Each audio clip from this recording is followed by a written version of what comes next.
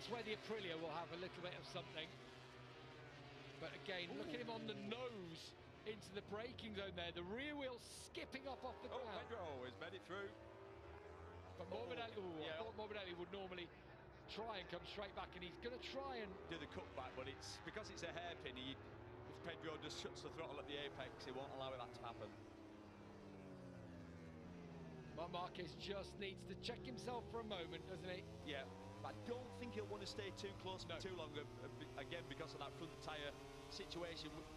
You always have high front tyre pressures when you've got real hard braking. It forces the tyre so much, it generates so much heat, and that's what this track's all about. Heavy braking. He's going to go straight away into turn one. He's going to try here. He was so close, wasn't he, then coming out that last corner. Here we go. And he's got the drive on Bezzecchi down into turn one. Yeah, he's going to level him. Going to try and hold him out there. Oh, he's turning early though. Going to turn underneath him, to reclaim the lead. Mark knows that he got that one wrong, but now will Marquez through these left-handers where he's so strong again. Close to the rear of Marco Bezzecchi's Aprilia. Ducati versus Aprilia, changing gears in different parts of the corner. Mark now trying to get the drive down towards turn 5. Look at him stand the bike up, use the power. He's got the drive. We're on board. Is he going to go into 5? He is. Oh, he is. That's it. Just let the brake off at the last minute. Oh, and he's sideways. He's going to go wide. He's crossed up, and Bezzecchi will cut through. We told you we needed someone to go past for us to get a race, and we're getting one now. No fans here. Did you hear the grandstands there? Superb. That's what we're all here for, is to see a race. Yeah, 32,000 on race day here, 80,000 for the weekend. We don't know how much longer we'll race here. The talk is for another season, but at least we're getting a better main race than we did in the sprint. And while they battle at the front, keep an eye on the shark behind, ready to launch an attack himself. Yep, still 19 laps to go. So whilst these two figure each other out and keep tripping over each other, as we know, Pedro Acosta is not going to want or need a second invitation. Still yet to win a Grand Prix. It's been close. He's had some second places. Even for Marc Marquez, who probably has a pace here. Bezzecchi did a 38.4 in that last lap. Marquez can probably go 3/4 of a second quicker than Bezzecchi. A clear track. If it was a head-to-head. Is he close enough? He's not, I don't think. No. Not on this occasion. He's coming up with something else, isn't he? He knows Bezzecchi will think he's under pressure. Mark's going to try around 2 and into 5 again. So I'd say 2 and into 5 because these all link into each other now here. Yeah, total different lines as well, they take. Bezzecchi goes a little bit tighter, Mark sort of goes a little bit wider, then does a little square, look, wider, waiting, then he cuts it back. Watch him stand the bike up, there it is. Pops it up, uses a bit more, gets it on, well, essentially he has more grip at that point. No, not close enough. Thought about it though. It takes time to wind back into a pass here. But it marks squaring things where the Aprilia loves to rail around those corners. So true. Essentially both riders are just riding to the strengths of their motorcycles, and it's good to see. I'll tell you, I'm so impressed with Marco Bezzecchi this year. Had a terrible season last year on the 23 Ducati. It was miserable. Had a difficult start to this year. Had a difficult start to this year. Now we're starting to think, I bet Aprilia are disappointed with obviously their main man Jorge Martin out due to injury, but then Bezzecchi was really struggling, really inconsistent. But as soon as he got the feeling for this Aprilia, got it more stable, that was the biggest complaint, saying the bike's really nervous, the engine was too aggressive for him, but they've calmed it all down, and now he's got a lovely package underneath him, and he looks like the Marco Bezzecchi from 2023. No top 5s in the opening 6 races of the year. Then he won a bit of a surprise race back at Silverstone. You know, you expect the Aprilia to go well. He was 8th then in Aragon, and since then, though, all top 5s. Okay, in Germany, he had the crash, but the rest from all top 5s, and... A little bit deep there. And since then, he's had all the podiums to boot. Here comes Marquez again. Those are converging lines through turn 3 now. 2, 3, 4. This is 4. This is what Mark's going to do. Watch him pop it up. Stands it up. We're on board with him this time. Does he get the run? No, he's not close enough. And then you wait. And that's why you have to be patient. There's no point in even thinking about making a pass. What's happening behind? Well, Pedro Acosta's running around 1/10 of a second faster. So Mark will be keeping his eye on his pit board. The gap to Acosta's about 1.3 seconds. Close now. Is he going to try a cheeky one into here? It's tight if he does. Not close enough. I thought it was, you know, when he does that move, sometimes we've seen him do that. He's famous for that, where he just lets the brake off. I'm glad he didn't, because that would have been contact. He really is. You feel being held up here. If he were to get through, he could check out. But all while this is happening, Pedro Acosta closes in. A couple of tenths already on this lap. We talked about it in earlier races. Marc Marquez is having to do deep blue calculations in his head, trying to think 4 or 5 moves ahead here of a way through. Is he up to 15 now? No.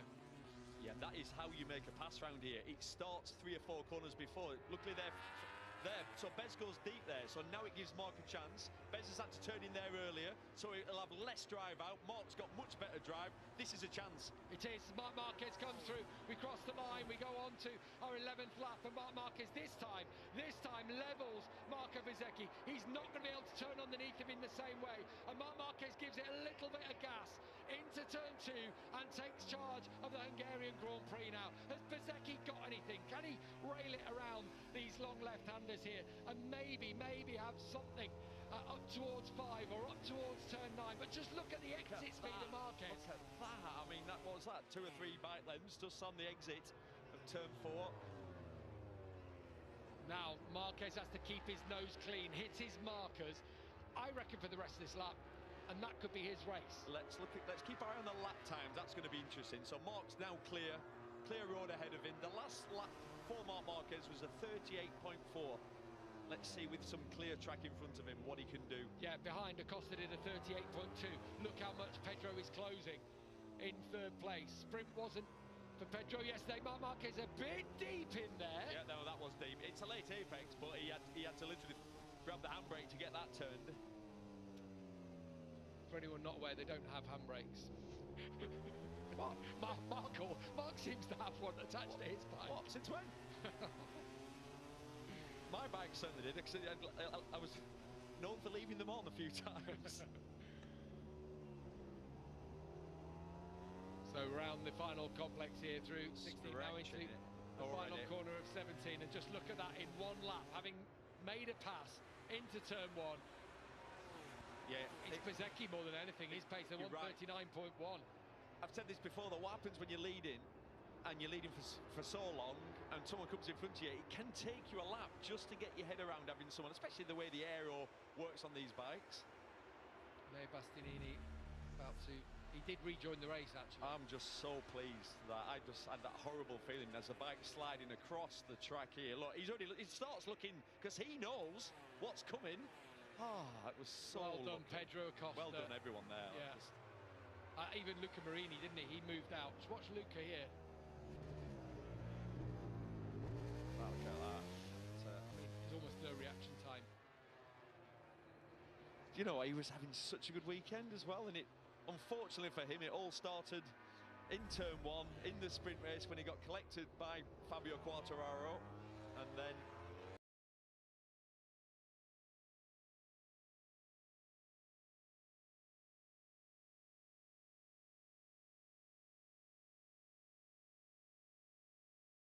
getting to grips with that KTM.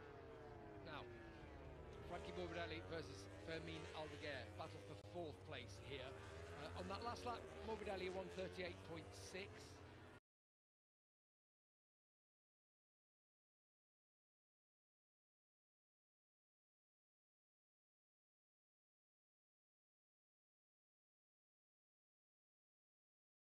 Will get quicker as the race goes on. Yeah. Running the medium tyre as well compared to Frankie.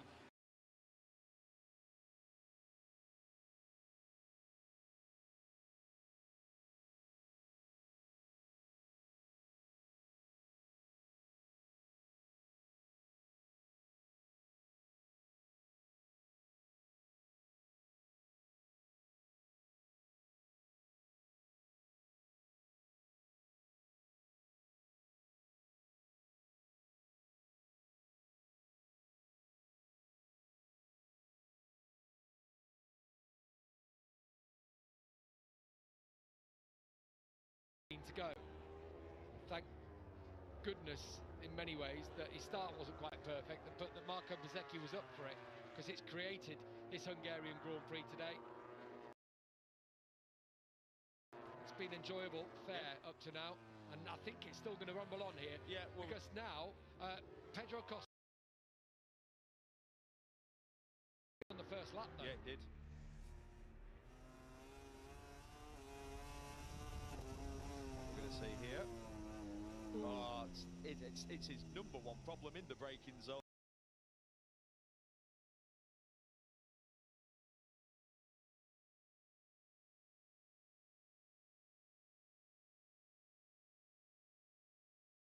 To drop a second, his lap time looks like he's not. Yeah, so that's what I'm thinking. If Yeah. it was just then, or was that early on in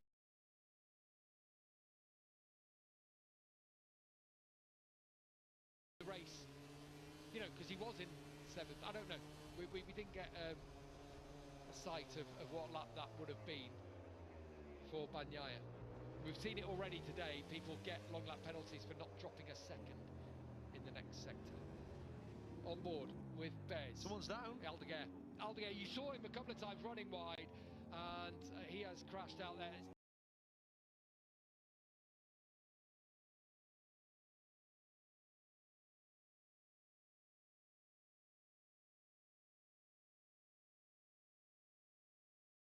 First touch of the throttle. Trying to change direction. And essentially a little bit of that was you getting frustrated as you're sitting behind someone that you know you can go faster than. like the situation Pedro's in right here. Right.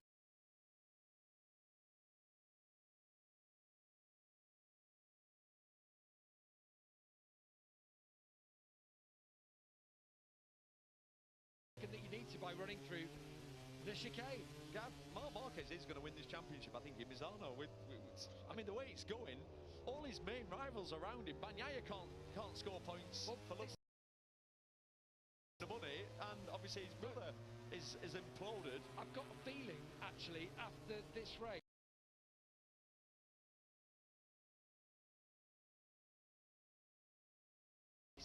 there is a possibility that Bagnaia might not be able to win the championship anyway, mathematically pretty much. We're getting to that point in the championship.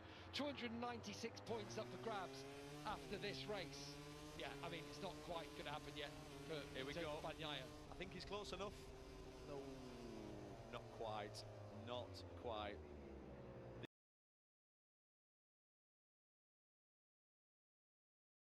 But we've got a weekend off, and do you know what I'd be doing if I was him? I wouldn't be going to the ranch. I'd be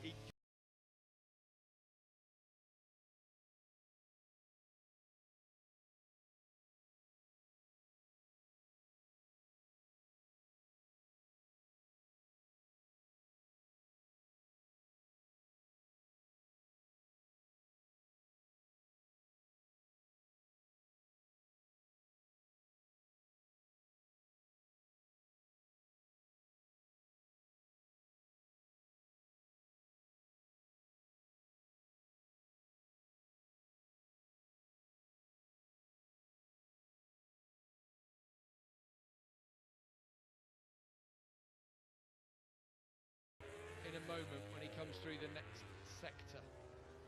Come on, Pedro, he's got to do the calculations like Marc Marquez did the calculations previously to find a way through on what will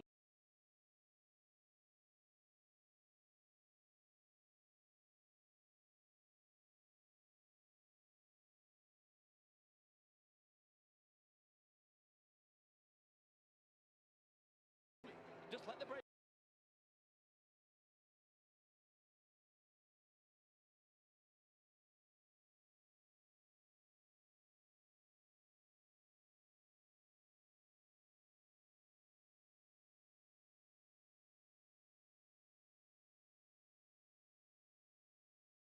It's the smallest amount. You just release a little bit of front brake.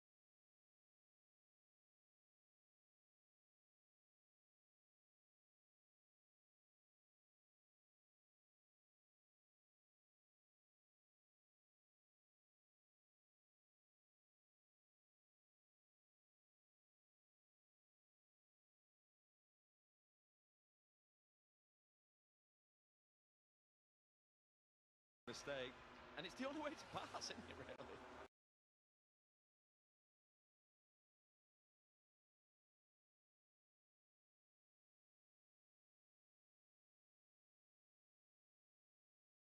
blocks off the chance of the cutback. Really skillful from.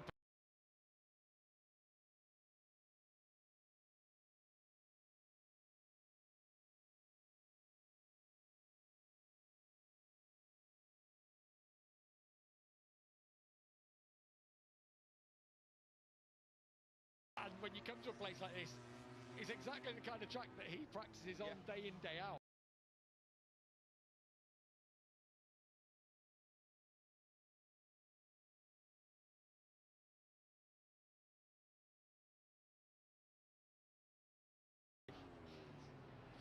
Oh, no, but, Jack, he's had one of those two weekends, hasn't he? Two down.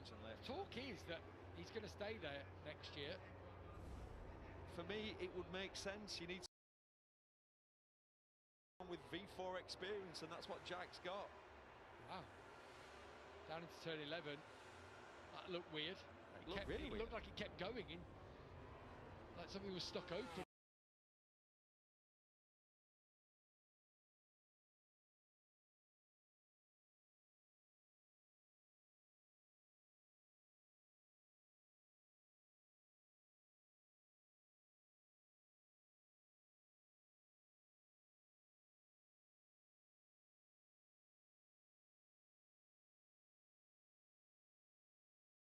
All throughout his career, he's been good at that.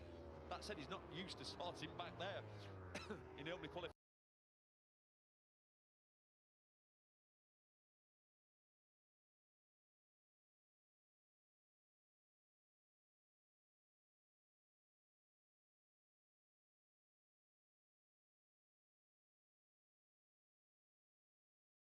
Crashed at turn 1, which is very fast. Had a horrible, well, hit the fence.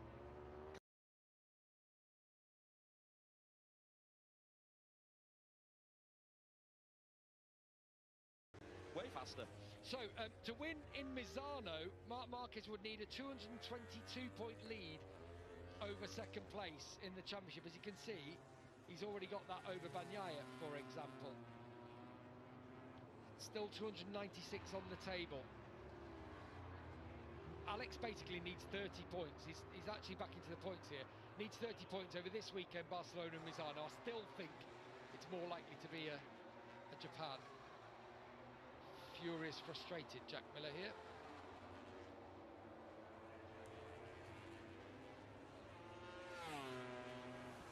Marc Marquez is the old adage of winning at the slowest rate possible is pertinent today, because his pace, 38.2, he can go at least half a second quicker. Yeah, you feel like he could do a 24-hour race at this pace. You know, like this is 90% Mark. Pol Espargaro, I want to have a word about him, Neil, as well. He's up to 8th. Yeah, really impressive. Just behind Brad Binder, obviously, full-time rider. He's been fast all weekend as Paul. He did have a test here, so that was a slight advantage, but still, he's world-class, isn't he? And Brad Binder, good to see as well. There are semblances of form coming back for him. A good chat with Bjorn Esmond, who works with him yesterday, and said there's a lot more confidence, positive feeling there for Brad. And yesterday didn't go to plan, but that it feels more normal. Which is finally for Brad Binder, because it's been a year to forget for him. And KTM.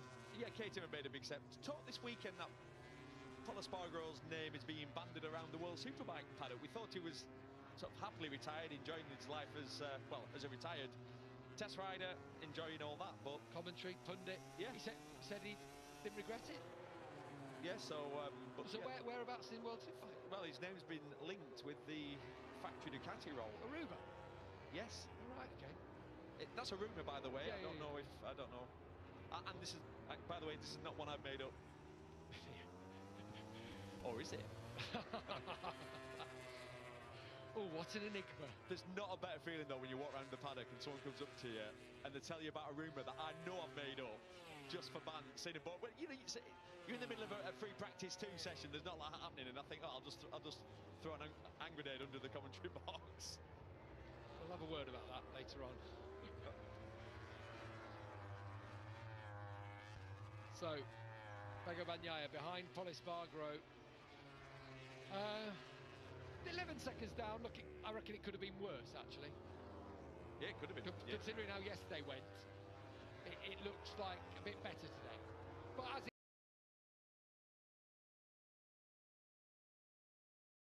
sort of on the podium together. I remember at Barcelona. Can you remember that? Yeah. Weekend? A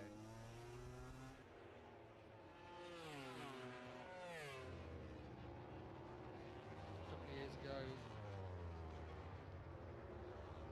Yeah, it was the 1 and 2, wasn't it? In Barcelona, Yeah, there we are, I remember that. 2023.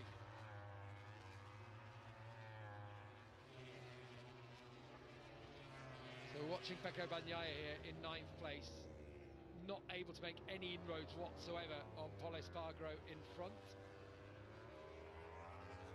Fabio Quartararo after his long lap penalty. He's actually closing a little bit on Bagnaia and Espargaro. Ayagura is having a tough run of things, but this looks a little bit better here, a bit more encouraging in this race. It certainly does. Yeah, you feel a bit for I. It's not easy. He started the season, I mean, think what he was like in Chang in Thailand. It was incredible. Battled Bagnaia, if you remember. Was it a couple of 5th place finishes? Yeah. Like, not far off at all. Looked incredible. But then it's the reality of 4th and 5th in the opening round. learning to ride a MotoGP bike. You get flicked off them a few times really quickly. That might not surprise you me saying that, but it's a shock to the system when you hit the ground for the first time on a MotoGP bike. You're like, what happened then? How did that get away from me so quickly? A little shake of his head then, Yeah. when he came out the final corner, as if to say, 6 laps to go. Yeah, this track is physical.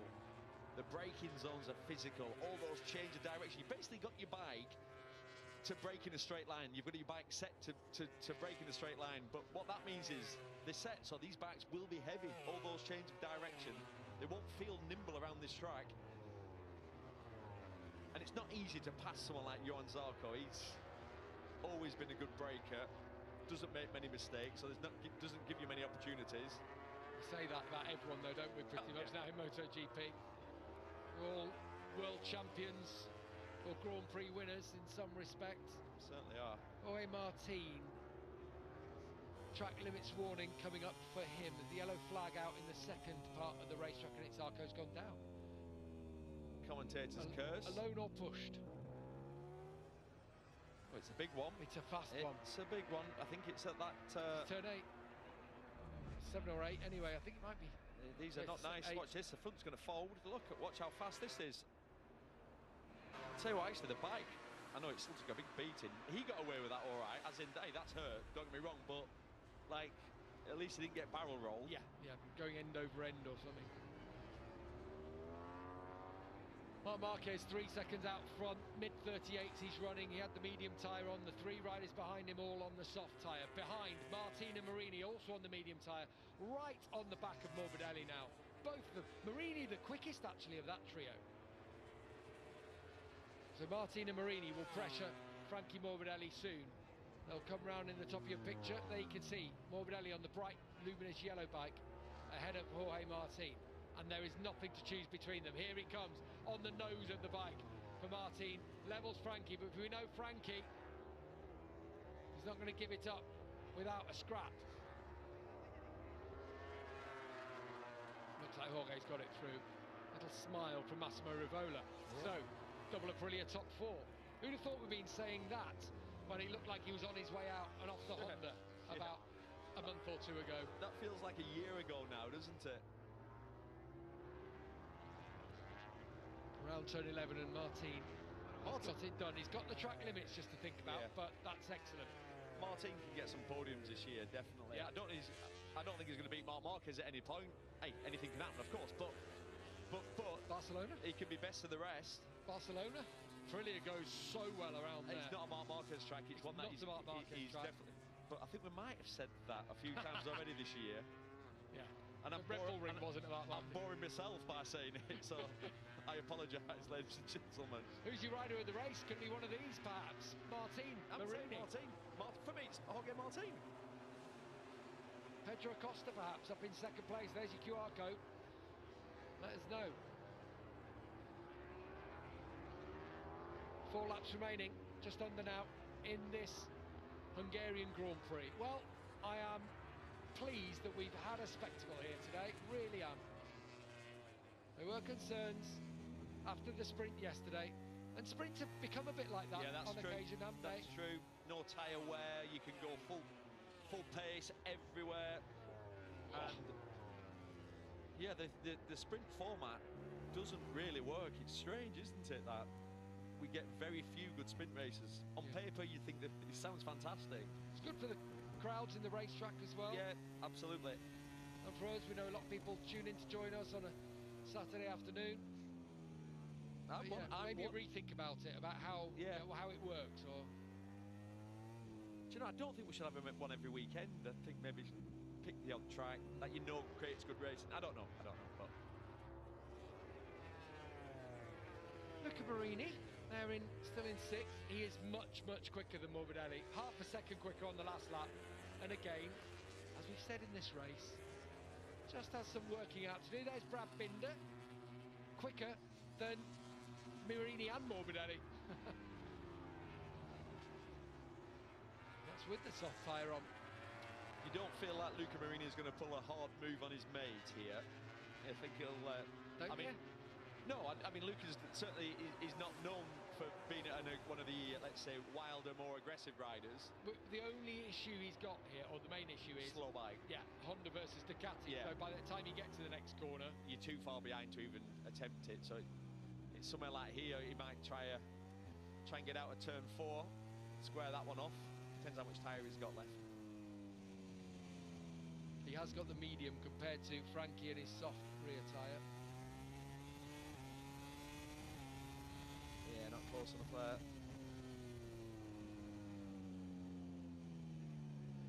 Brad's coming. Oh no, he got dragged into that corner. Yeah, he was nearly half a second quicker than the two Italians. Is he going to have a look here? Yeah, he is. I think he is. Here he comes. He had a bit of a head shake. Can he get it stopped? Oh, come on! Oh, and he pushed them both off track. And actually, Morbidelli hasn't used the escape road. He hasn't gone through the route that he needs to. Now, they've got a decision to make here with under 3 laps to go. Yeah, Morbidelli's 100% pushed off there, you'd say, but he has gained time. So has to drop time. He has to lose time, and he has to lose it. So he's got about half a lap to lose it.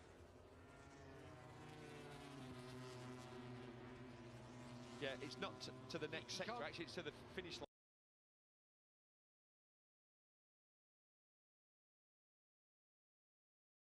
Yeah, but you can't gain time. No. Absolutely not. They might deem it that he was pushed out, but in that situation, you cannot have gained time. Exactly. At that point, what you have to do is you just got to sit up, look back, and think, right, let me just drop back to where I was. Yeah.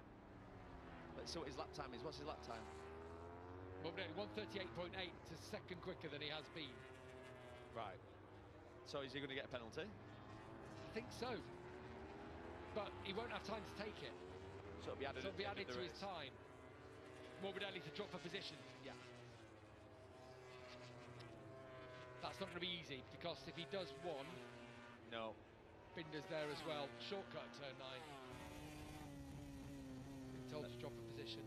Let's see how he may well take it to the flag. Let's see how he deals with this. Frankie he's quite famous for making some big mistakes in these situations. He may well take it to the flag and have that position taken off him. That's pulling off by that here, actually. Magura's got through on Oliveira, who drops to 12th. Alex Marquez is scoring 2 points in 14. Yeah, now he's dealing with it right. He's done that very well, actually, because he's going to slot right in behind Marini. Yeah, well done, Frankie.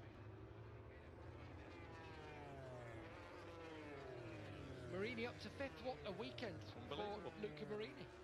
And it's not that loads of people have crashed out in front of him. No. 4th yesterday, 5th today, where Mia had a good weekend in Austria. Honda again there. Yeah, probability as well of Diogo Moreira from Moto2 joining LCR next year. Johan Zarco's been the strongest rider. He has said that the factory team are getting a few more parts that he's not been seeing as much recently, Zarco, but they are the factory team, and all in all, things are pointing in the right direction. Bagnaia on Polo Spargaro. Is he going to get it stopped? He he is. Well done to Pecco. Up to 8th place. Yeah, Honda are the behemoths of motorcycling, and you know they will be back at some point. Are they then going to have someone to challenge this man, their former star, their former hero, who's now doing it in red for Ducati? Yep, they need to build a better bike, don't they, to beat this man? Because if they produce a bike that's as good as the Ducati, they're not going to beat him. They have to build a better bike. They've done it in years gone by, Honda, as we know.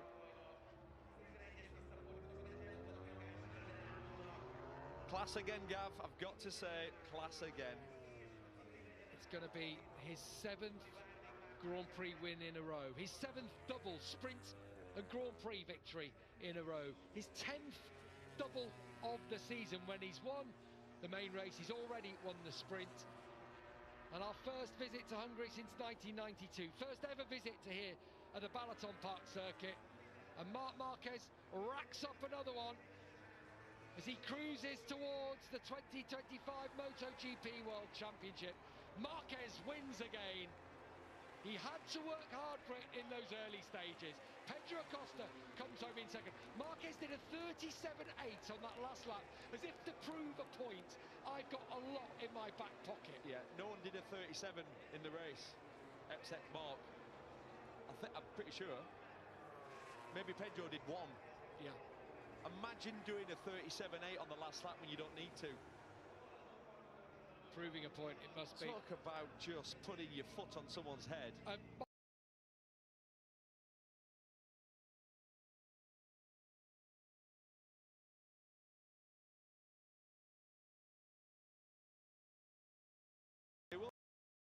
Points. And you know what Marquez is like? He'll come in and say to Gigi, did you see my last lap? He will. To which Davide Tardos will be going, yeah, don't do that again.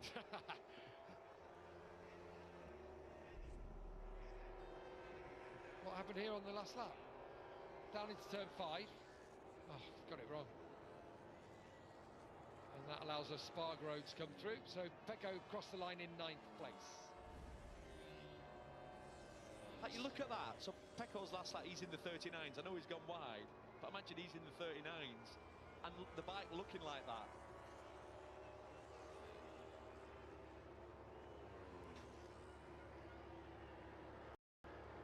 Gap 175 now between Marc and his brother Alex.